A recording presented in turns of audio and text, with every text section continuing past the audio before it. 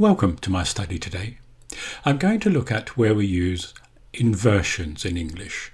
That's where we change the word order of the subject and the verb. As you know, we do this in questions, and we also do it in phrases which begin with an adverb, like never, hardly, and scarcely. It's actually quite difficult to do, but I'll explain as best I can. There is an exercise at the end of the video for you to practice. So, let's get started. Inversion means putting the verb before the subject, and we do that in questions. We change the word order and put the auxiliary verb before the subject, like this. Is it raining? Can you see the girl? Now you notice can is a modal verb, and we can do that with the other modal verbs, can, could, would and might and so on. And of course we use to have the other auxiliary verb. Has she got an umbrella? But wait a minute, what if there isn't an auxiliary verb? Well, we use this awkward word do, and this does cause rather a lot of confusion amongst my students. It's unusual to insert a verb like this into a language. Do you like playing the piano? I can't ask like you to play the piano. I have to use the do structure. Past tense is did. Did you see the concert yesterday? But let's remember that to do is a verb in its own right and can also appear in the sentence, which makes the sentence sometimes look wrong, but it isn't. Did you do your homework? Let me give you a warning here. Be careful with who, which or what when they are the subject. Who wants an apple? Notice we do not insert do or does here. We don't say who does want. We simply say who wants an apple. In negative questions, we use the inversion. Didn't you see the car coming?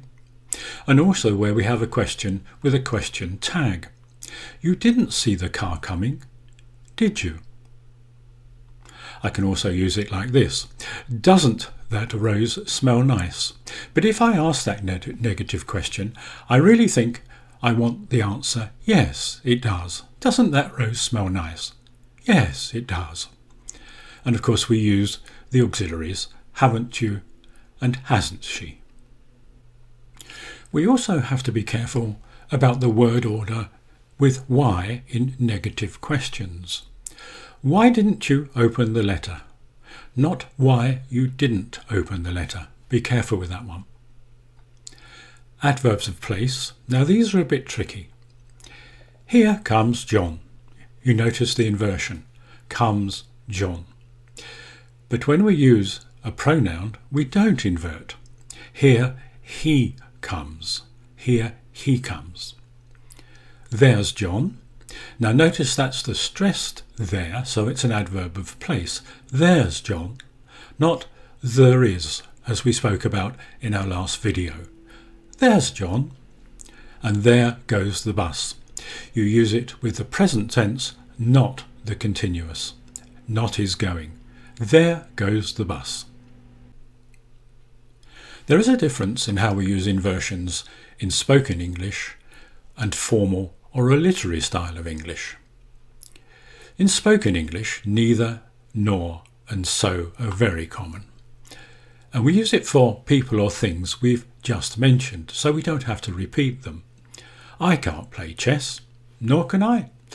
I don't say nor can I play chess. It's sufficient to say nor can I, and you notice the subject and the verb are inverted here. The teachers are on strike. So are the doctors. I don't eat meat. Neither do I. Notice again the inversion, do I. You could use nor here, they're about equal, nor do I, neither do I. Exclamations can sometimes look like questions. And negative questions too. Hasn't he grown? I don't really want an answer to that, I'm just making a general statement, although it does look like a negative question. Hasn't he grown? But notice the inversion, the he follows the auxiliary verb. We can do it with a positive question, but again, these are not really questions, they're statements. It depends how you say them. Am I happy today? Wow, what a great day. I don't really want an answer to that. I'm just making a statement. Did he look angry? Now, notice if I say that in a different way, it does form as a question. Did he look angry? Did he look angry? But I'm not saying that. I'm just making an exclamation and a general statement. Did he look angry? But here's another warning. In a formal or literary style, these examples are okay, but if you use them in spoken English, they can sound rather strange. When one event follows another, I can begin a sentence or a phrase with an adverb. Hardly had I started lunch when the restaurant caught fire. That's rather dramatic, isn't it? But the adverb hardly means I have to invert the subject and the verb which follow. Hardly had I. I could also use scarcely. It's very similar. Scarcely had I started lunch when the restaurant caught fire. No sooner had they been given an increase in pay than they asked for another. No sooner is an adverbial phrase, and it demands that the following verb and subject are inverted. No sooner had they. And we also have to use than when we use no sooner. No sooner had they been given an increase in pay than they asked for another. Only and as require us to make an inversion and to use the auxiliary do or did depending on the tense. Only after a year did I see the results of my work. Did I, you notice, subject, verb, inversion. I live in Cambridge, as do many of my colleagues. Not as many of my colleagues do. It's inverted and it's in the subordinate clause, so it has to obey the rule, and we use do or did in the phrase. Adverbs of place can use inversion. On the mountain stood a great castle. But this is rather a poetic or romantic style, and you notice we don't use do or did. The word no requires inversion, especially on notices like this. At no time should visitors feed the animals. Notice we have should visitors, which is an inversion. Of course, it would be much easier to actually write visitors should not feed the animals. We all understand that much more easily. Sometimes in comparisons we can use inversion to emphasize what we're saying. Never had I seen such a strange creature. It was amazing. Rarely could this butterfly be seen in England. Notice the inversions. In books we see quite a lot of inversion, especially following what someone has just said. Have you read my plays? Asked Shakespeare. But notice when we use the pronoun, again we do not invert. Have you read my plays? He asked, and we don't use did. You will see lots of other verbs here, of course, depending on the style of what the person has just said. He replied, John replied, Peter answered, the detective whispered. Now here are some examples of inversions that you can use in your essays. Let me say first of all, only learn one and only use one. That's very important. If you use too many, it just doesn't look right. Try this one. Not only was I arrested, but I also had my passport taken. Now that's one thing we might say, but we would say it in rather an outraged way. Not only was I arrested, but I also had my passport taken. It was terrible. But this basic structure is very useful. Not only, but also. So how can we use it to get some good marks in an exam? I suggest you use the inversion in the third paragraph of your essay. You've used an introduction, you stated your thesis, and now you can reinforce what you're going to say. And we use it for an emphasis like this.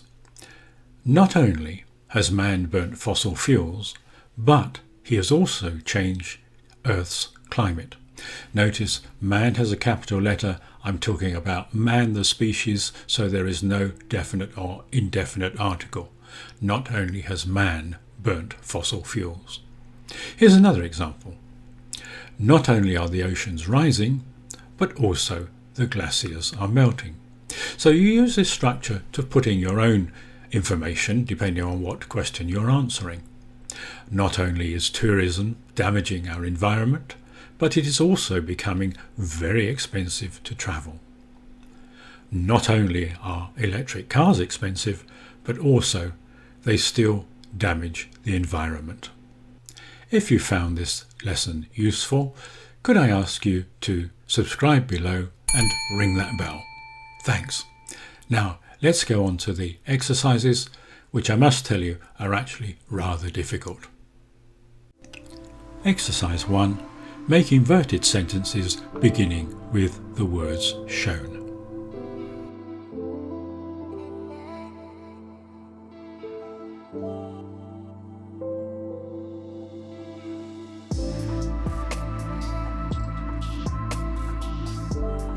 And here are the answers.